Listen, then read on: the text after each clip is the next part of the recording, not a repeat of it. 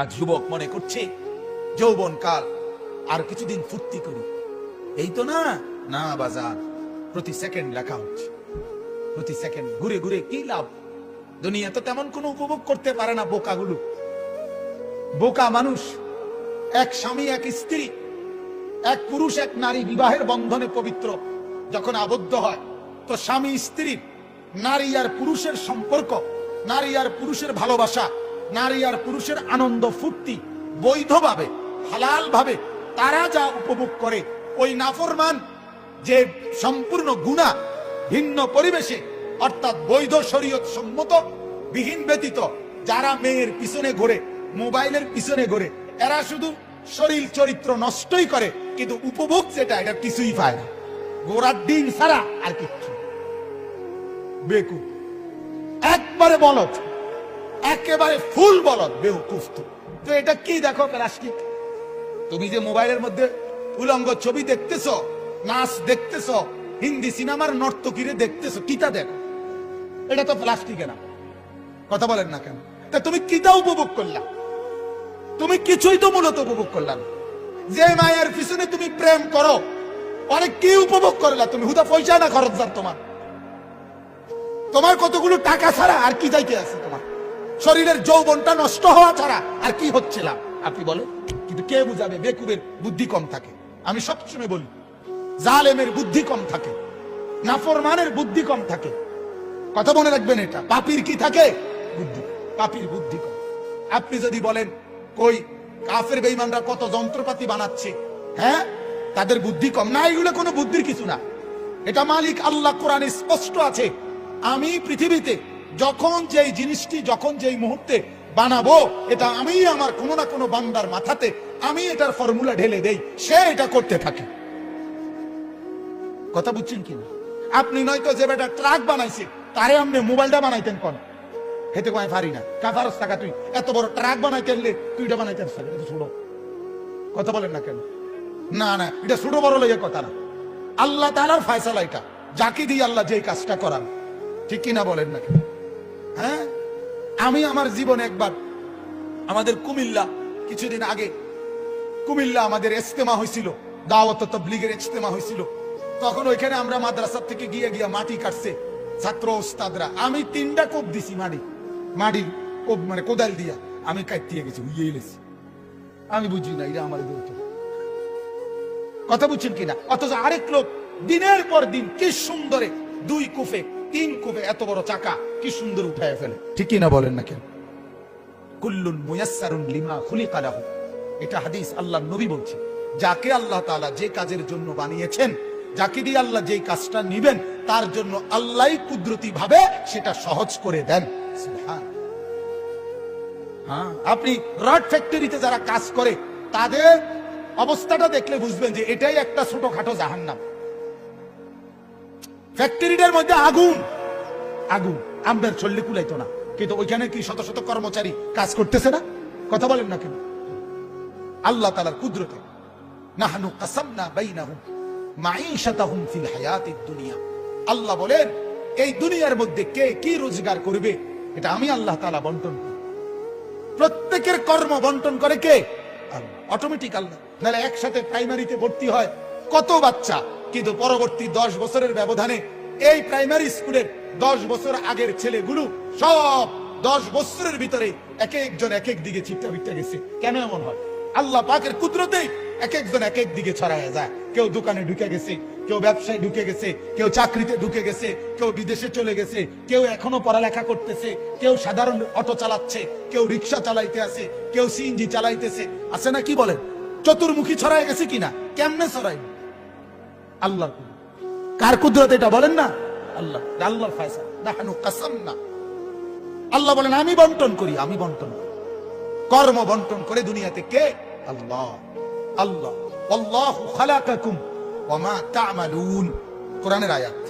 আল্লাহ বলেন তোমাদেরকে সৃষ্টি করেছি আমি আল্লাহ। ওয়া মা তা'মালুন, তোমরা যে যে আমল করছো, কাজ করতেছো, ওইটার সৃষ্টিকর্তা আমি আল্লাহ। ওটা তো আমি করছি, আমি করছি। তোমার দ্বারা দিয়ে এটা হবে, এটা আমার ফয়সালা। পরে দিয়ে দাও, এটা হবে, এটা আমার ফয়সালা। আবার আজ মাটি কাটবো, এটা আমার ফয়সালা।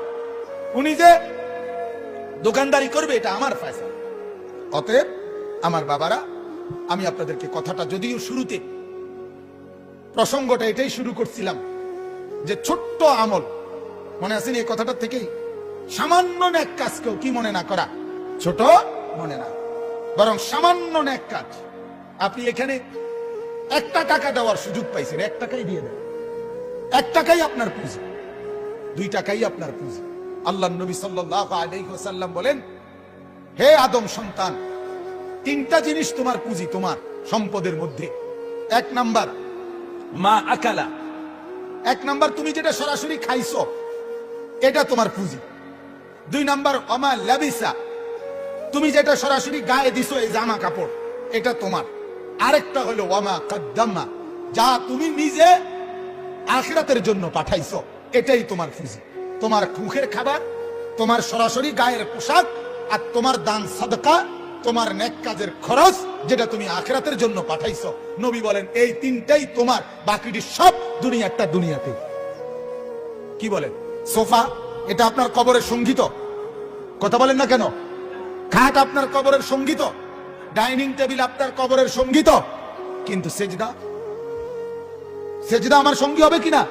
আমার রুকু, আমার কোরআন, আমার দান, আমার সাদাকা, আমার সুবহানাল্লাহ বলা, আমার আলহামদুলিল্লাহ বলা, আমার জিকির, আমার তাসবিহ, এগুলো আমার কবরেও সঙ্গী, এগুলো আমার হাসরের মাঠেও সঙ্গী, এগুলো আমার জান্নাতেও সঙ্গী। বলেন আলহামদুলিল্লাহ। এটা ভাবা উচিত বাজার, এটা ভাবা উচিত, এটা বোঝা উচিত। আজ আমরা আমাদের সন্তানদেরকে এটা বুঝানো উচিত, আজ আমরা আমাদের বিবিদেরকে এটা বুঝানো উচিত। আত্ম উপলব্ধিটুকু যদি না থাকে, আহা, আমার এটা বেশি আফসোস। প্রতিদিন বলি বাজান, আমি, আমার কাছে এটা বড় মায়া লাগে।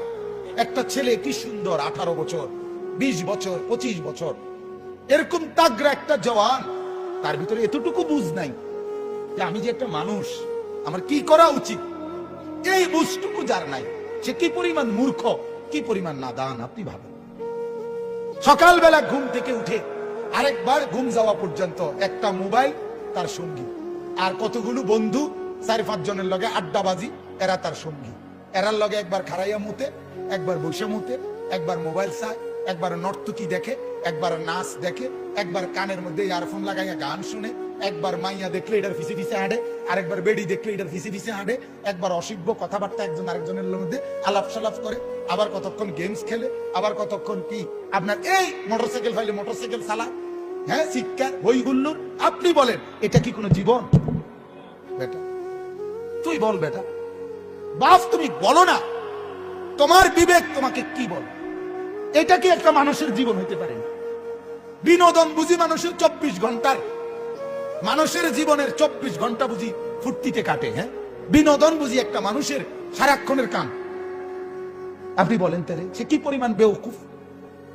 অথচ আপনারা ভাবতেছে মুসলমানের বুঝটুকু নেই, এবার ফুতে মেট্রিক পাস, শিক্ষিত, শিক্ষিত, কোনো খারাইয়া মুতে মিয়া হে বলে শিক্ষিত, একটা সেজদা করতে জানে না। গত 1 বছরে আপনার নাফরমান ছেলে ফজরের নামাজ পড়ে নাই কোনোদিন।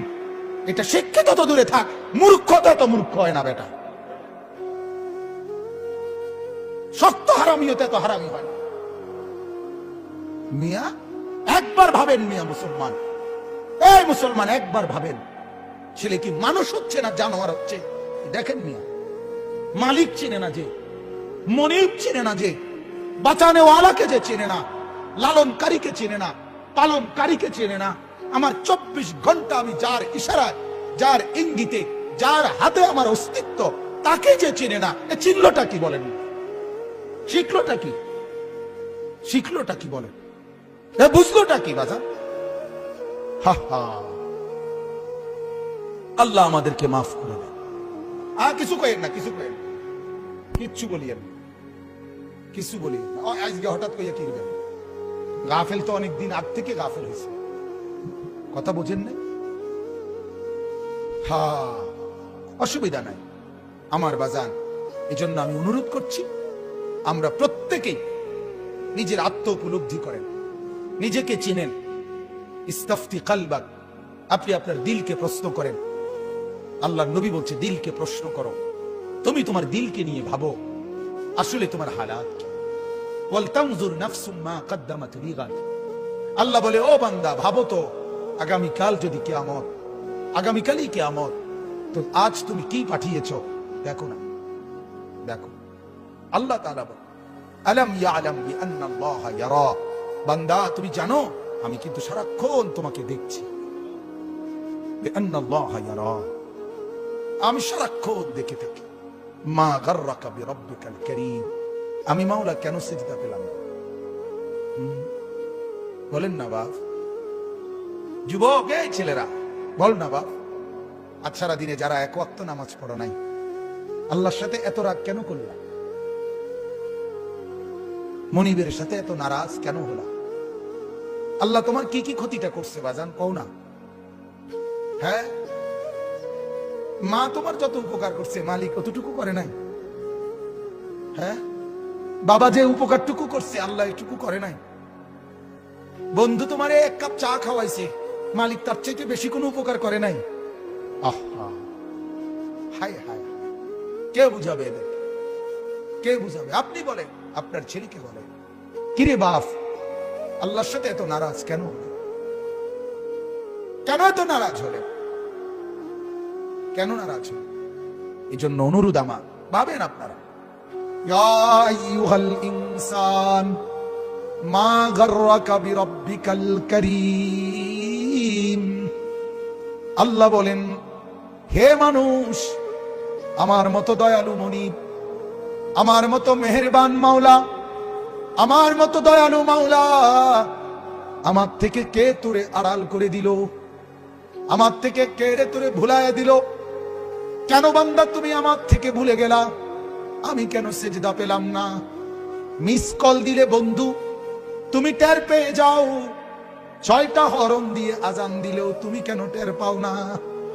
যে বন্ধু মোবাইলে মিস কল দিছে সেটা তো তুমি 2 সেকেন্ডের মিস কল, এইটা তো তুমি টের পাইলা। 2 ঘন্টা পরে যদি মোবাইল খুলে দেখো যে বন্ধুর মিস কল উঠছে, তাইলেও তো ফিরাইয়া বলো যে আমার শুনি নাই, কেন বলছে বলো। মালিক বলে, সেই ফজর থেকে বান্দা আমি ডাকছি, এখন তো এশার নামাজ পর্যন্ত চলে গেল। আজকের সারাদিনে বান্দা 5 বার ডাকলাম, আমি কেন একবারও জবাব পেলাম না? গত 1 সপ্তাহে আমি মাওলা এতবার ডাকলাম, আমার সাথে কেন এত রাগ করলে বান্দা?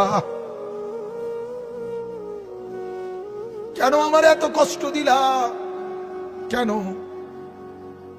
দুনিয়ার কোন বন্ধু যদি একটানা 2 দিন তোমারে ফোন দিয়ে না পায়, সেই বন্ধু বলবে তোর সাথে আর কোনো কথা নাই। তুই বেটা আমার ফোনটা পর্যন্ত ধরলি না, তুই আমার ফোনটা পর্যন্ত রিসিভ করলি না। এই মাত্র আমার সাথে মাওলানা ইয়াহিয়া আমার সাথে আসছে, তার আরেক বন্ধু ওই যে এখানে আসছে, কই সালাউদ্দিন, কই মাওলানা সালাউদ্দিন রে, মনে হয় মাগরিবের পরে, না না হাসান রে, ফোন দিছে 10-12 বার। আমি শুনতেছি, হে আমার পিছনে বসা। এরপরে যখন ওই ফিরাইছে, হে দেখলাম যে খুব রাগ করে, এতগুলো কল দিলাম, তুই ফোনটা ফিরাইলি না কেন, ধরলি না কেন? এই এখন আমার গাড়িতে নিচে দেখছি, মাত্র 10 মিনিটে 20 মিনিটে 10টা কল দিছে বন্ধু। সেই বন্ধুর প্রতি অভিমান করছে, কেন কলটা ফিরাইলি না, কেন ধরলি না? আমার মালিক যদি বলে শনিবার থেকে আজকের বৃহস্পতিবার পর্যন্ত এত বড় মাইক দিয়ে শুধু এক মসজিদে না, চতুর্দিক থেকে একসাথে আমি আমার আজানের আওয়াজ শুনাইছি, বান্দা কেন আমি একটা সেজদা পেলাম না? আরে বাপ, জানোস না বাপ কি পরিমাণ কষ্ট পাবি বাপ, জানোস না? নওজোয়ান, সুপ্ত জীবনে তেমন কিছু পাইলি না, কষ্ট কিন্তু পাবি অনেক। নারীর পিছনে পড়ে খুব বেশি কোনো সুখ কেউ পাও নাই, আমরা জানি, আমরা বুঝ আছি। মোবাইলে চাইয়া, নর্তকী চাইয়া খুব বেশি কোনো আনন্দের কিচ্ছু নাই, আমরা একটা বুঝ আছে, আমরা ওর আইডিয়া আছে, আমরা একবারে চিড়া খাই না। রং তামসায় খুব বেশি সুখ পাওয়া যায় না, বন্ধু বান্ধবের এই আড্ডায় খুব সুখ পাওয়া যায় না। সেজদার মধ্যে অনেক মজা আছে, রাত গভীরের তাহাজ্জুদে অনেক মজা আছে, কোরআনুল কারীমের তিলাওয়াতে অনেক মজা আছে। অনেক স্বাদ আছে, তুমি জানো না। সুফিয়ানে সৌরি রহমতুল্লাহ আলাইহি বলছিলেন যে সেজদা দিয়ে আমরা যে মজা পাই, যদি দুনিয়ার রাজা বাদশারা বুঝতো, তাইলে আমাদেরকে তরবারি গর্দানে রাইখা ওই স্বাদ আর মজা আমাদের থেকে ছিনাই নিত।